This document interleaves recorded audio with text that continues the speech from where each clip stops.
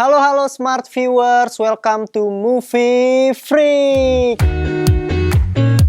Gimana nih kabarnya para smart viewers? Semoga di masa pandemi ini tetap sehat-sehat dan mengikuti protokol-protokol kesehatan. Hari ini bareng gue Bimo dan kita akan nge-review series non-English, khususnya Eropa ya, yang menurut gue pribadi ini lagi hype banget, lagi bagus-bagusnya banget, dari Money Heist, Dark, Into the Night, dan sekarang The Rain. Sebenarnya The Rain ini udah lama sih, keluarnya dari 2017 gitu. Dan sekarang itu udah season 3, udah 20 episode, dan ini sebenarnya menarik. Satu episodenya itu nggak lama, satu episodenya itu cuma 30 menitan. Dan yang bikin menarik lagi adalah premis dari cerita film ini. Gue kasih tahu sedikit deh, premisnya itu tentang hujan yang bisa ngebunuh. Wah, gila. Kalian bisa ngebayangin kan gimana caranya hujan itu bisa ngebunuh. Nah, langsung aja nih gue jelasin dulu mungkin. Dari cast-castnya ada Alba August, ada Lucas Lingard, Tonnessen, ada Michael Bo Volsgaard, namanya susah ya. Dan dari direkturnya itu ada Kenneth Kane, ada Natasha Arti, dan kreatornya itu ada Jannik Tai Mosholt, Christian Potalivo, dan Esben Toft Jacobsen. Nah, ini itu bergenre sci-fi mungkin, tapi dikemas dengan ada dramanya juga. Dan gue akan nge-review season 1-nya sih. Season 1-nya itu menurut gue pribadi ya, yang gue rasain setelah nonton itu bener-bener intens banget, bikin deg-degan banget, bikin penasaran banget. Dan lagi teka-tekinya masih sangat-sangat tertutup rapat. Gitu. Jadi sinopsisnya itu, hujan bisa ngebunuh ketika seorang anak tiba-tiba di episode 1-nya sama bapaknya langsung disuruh pergi aja, nggak tahu kenapa alasannya. Dan selama 6 tahun dia di bunker, bapaknya nggak ngejelasin apa-apa, bapaknya cuma ngasih tahu kalau hujan itu bisa ngebunuh. Nah, di sini sebenarnya yang bikin bagusnya adalah ketika 6 tahun dia di bunker, pas keluar itu dunia itu udah hancur banget. Desain produksinya itu bagus banget, sangat-sangat bagus. Karena gimana ya, harusnya sih film yang dengan premis hujan bisa ngebunuh, kota yang udah hancur gitu loh. Dan ini tuh dia ngasihnya tuh nggak pakai visual effect, mungkin dikasih sih sedikit gitu, tapi lebih ke properti-propertinya aja. Nah, ini sebenarnya yang bikin menarik banget. Dan reviewnya sih kalau dari alur ceritanya menurut gue pribadi itu terbilang cepet di awal. Jadi dia hanya langsung dikasih cepet lah, nggak pakai bertele-tele. Nah, ini sebenarnya bagusnya dari series ini, atau mungkin gue bisa sebut series non-English sekarang ya. Mungkin udah ngikutin series modern era sekarang yang udah nggak jumlah episodenya itu banyak dan durasinya lama-lama gitu. Dengan durasi yang singkat, dengan episode juga yang nggak terlalu banyak juga, tapi bisa ngasilin suatu cerita yang menarik banget gitu. Dan sejauh ini sih season 1 masih menarik dengan teka-teki yang masih tertutup rapat. Cuma dikasih sedikit dibuka sedikit demi sedikit, dan itu yang membuat penonton tuh makin pengen nonton ke episode sebelumnya gitu. Mungkin ini bisa gue bilang salah satu series yang bisa atau baik mainin cliffhanger-nya gitu. Jadi terakhir series yang gue tonton mainin cliffhanger-nya bagus itu, yang bikin penasaran di ending itu Dark series. Itu series non-English juga dari Jerman, dan sekarang The Rain. Dan dari visual efeknya juga ada sedikit, tapi tetap bagus banget.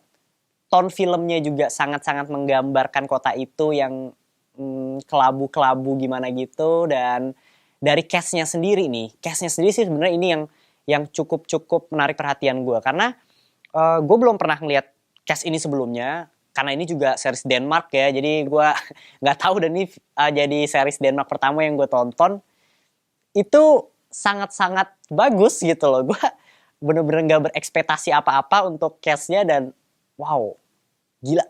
Ini salah satu acting yang mungkin underrated mungkin bisa gue bilang series ini ya. Dan semuanya bisa meranin dengan baik, unik banget, dan ya bisa lah kerasa emosional di setiap karakternya itu.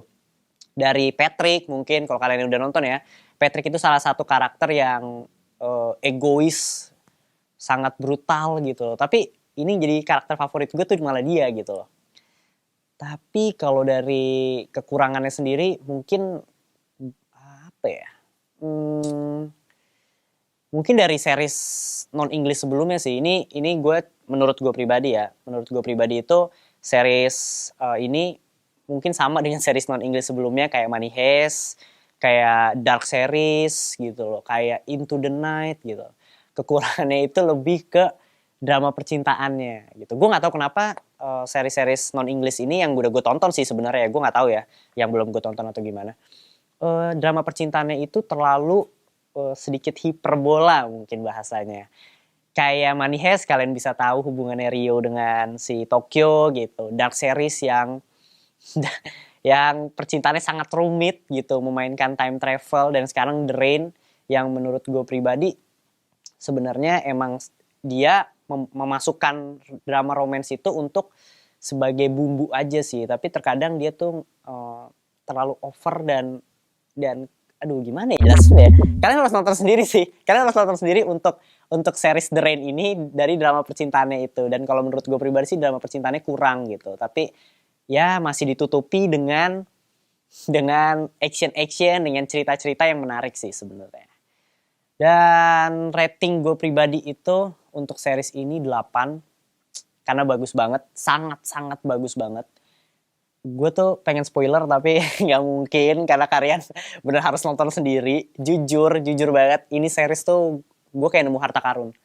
Gue buka Netflix, gue cari apa ya, series yang plot twist gitu, keluar The Rain gitu, dan wah gila. Gue nonton ngabisin ini 2-3 hari doang untuk season 1-nya, dan season 2-3-nya gue mau lanjut lagi sih sebenarnya. Dan katanya sih season 4-nya sih kemungkinan ada apa nggak ada. Nah, buat kalian nih yang suka nonton film The Rain, apalagi khususnya film non-English di Eropa lah gitu. Dan kalian nih harus wajib nonton 3 film ini.